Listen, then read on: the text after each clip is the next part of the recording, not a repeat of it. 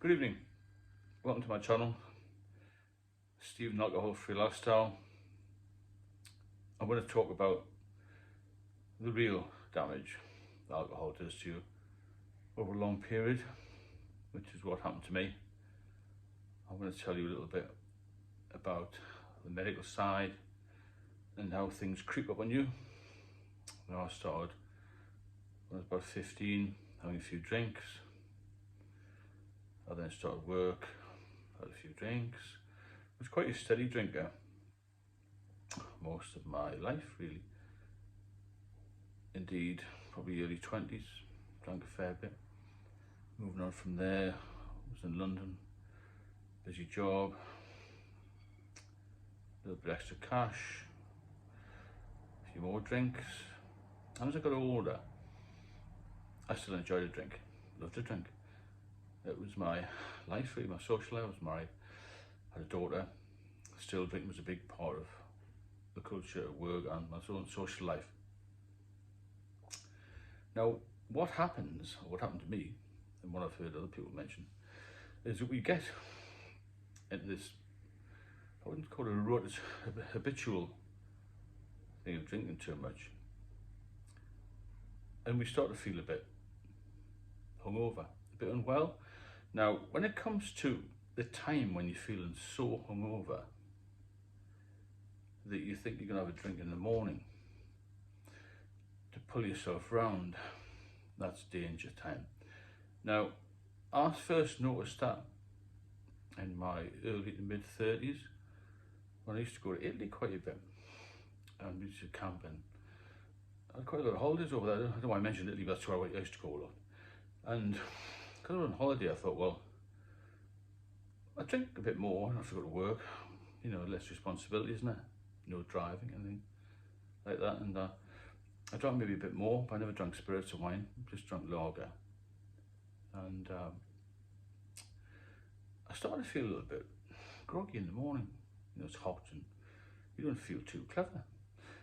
So I maybe had a livener, that's what it's called in the trade, a livener. So 2 or 3 lagers in the morning and sort of setting you up for the day, really. Obviously I didn't have much to eat. And that became a bit of a habit. I didn't do it all the time, but that sort of thing crept in a bit when I was needing something to pep me up a bit. My wife suggested that maybe I was diabetic and I needed the sugar from the alcohol, but got all that tested, it wasn't that. So obviously you go back to work, things settle down again, have a bit of a heavy session over a weekend or some days off. Then you start it again, you think, oh, I feel so ill. I used to feel a bit dizzy, a bit nauseous, but I always had a few drinks in the house. So I used to crack a can or own a bottle of beer or something. I thought, well, it sort of steadies me down, steadies my nerves a bit, you know. And it was that sort of thing that crept up me. I didn't realise what was happening at the time. But there's no real fine line between moderate to heavy to alcoholism. And it just sort of gets to a point where your whole day you're thinking about alcohol, the whole evening you're thinking about alcohol.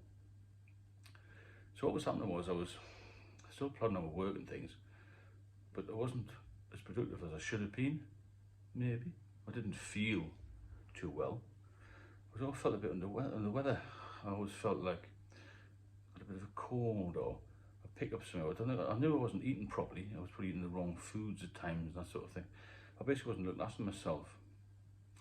So it got to the point where I was maybe needing a drink a bit more often during the day when I was on my days off. I never drank at work.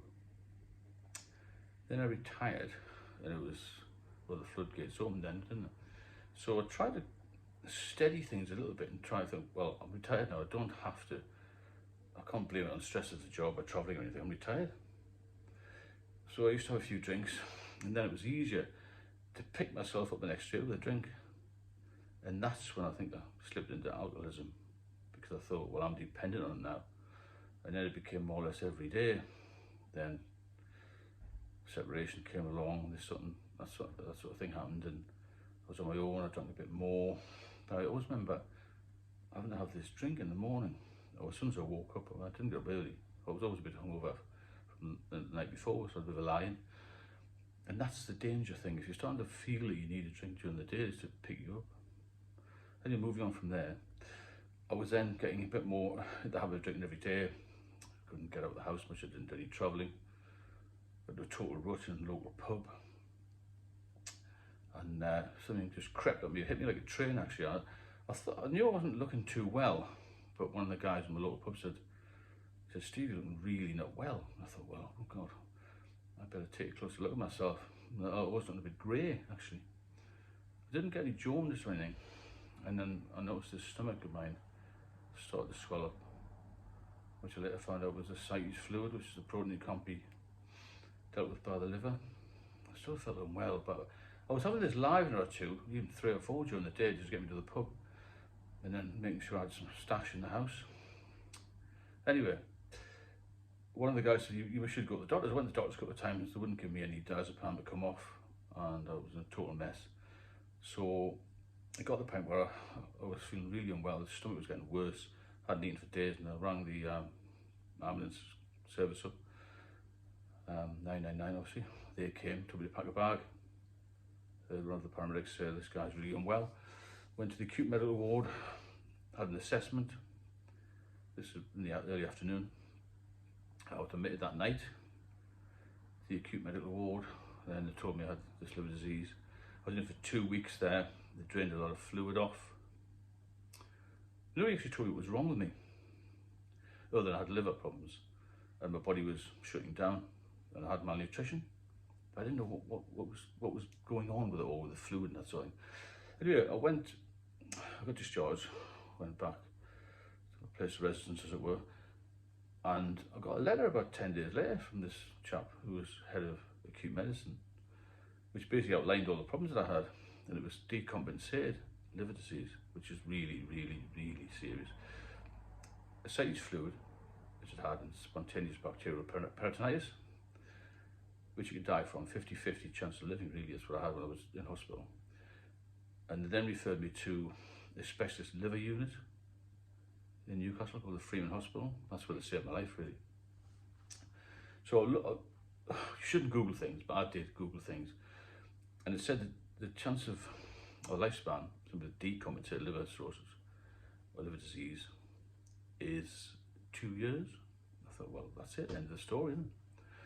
Anyway, from then on, pushing the clock forward a little bit more, had a few procedures done, managed to get rid of all this fluid. I was going back every few weeks getting the fluid drained off, which was horrendous. I still always seem to be in hospital, to be fair. Sodium level was low. That's another problem with the liver. Can't deal with all these medical issues, all these sort of levels of different things in your body. It's too technical for me to go into. Basically, the body starts to shut down. Oh, well, that's it. What's my hope? And I spoke to one of the doctors and said, well, all you can do really is focus on your diet and obviously make sure you never drink again. So time passed, another couple of years, feeling unwell, and I was still under this diagnosis belt of decompensated, which means the liver just can't work, the body won't compensate. And I read lots of books and lots of information online about how it's very rare to go from decompensated to compensated, because when you compensated, compensated liver disease means that your body compensates for what's the damage that's been done and you can live a lot longer. But they said the chances of going from decompensated, which is the serious one, you can look it up, to compensated are very, very small. It's very rare. So about 2021, mid-2021, I was starting to feel a little bit better. Mike had sort of left by then, just for a short period. And there was another female consultant there who said, you've got no symptoms now, all the fluid's gone, and you've got no infections, nothing is really the problem, your liver function is actually pretty good. So I said, well, because my frightening thing was, I didn't want to be under this decompensated banner. So I said, does that mean I've gone from decompensated, it's complicated, isn't it? It's complicated. I've gone from decompensated to compensated. He said, yes.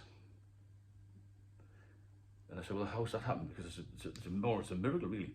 It's not a miracle. Only a few people managed to do it, apparently. Unless you can put me right otherwise. He said, because you've done everything we've asked, which is diet, very strict with the diet. and you obviously haven't touched any alcohol. So move from the dangerous bracket into the semi-dangerous bracket, and then even out of that even further, I'm pretty healthy now. So it can be done. But I nearly lost my life through alcohol, and I didn't drink any spirits or wine. That's just a fallacy that it's no matter what you drink, it's all poison at the end of the day. And you really have got to look after yourself. And most people watching this will be drinkers. And maybe you don't want to cut down, maybe you don't want to stop, but try it even for 30 days, just cut down a little bit. Because the real dangers are death. And it's the biggest killer of people under the age of 40 apparently. And liver disease and other alcohol related deaths are on the increase. So that's what I'm here for. I'm trying to help you to get well again, because since I've quit drinking, my life is immeasurably better, and I would say it's the best decision I've ever made in my life. And if you need any help, get in touch with me.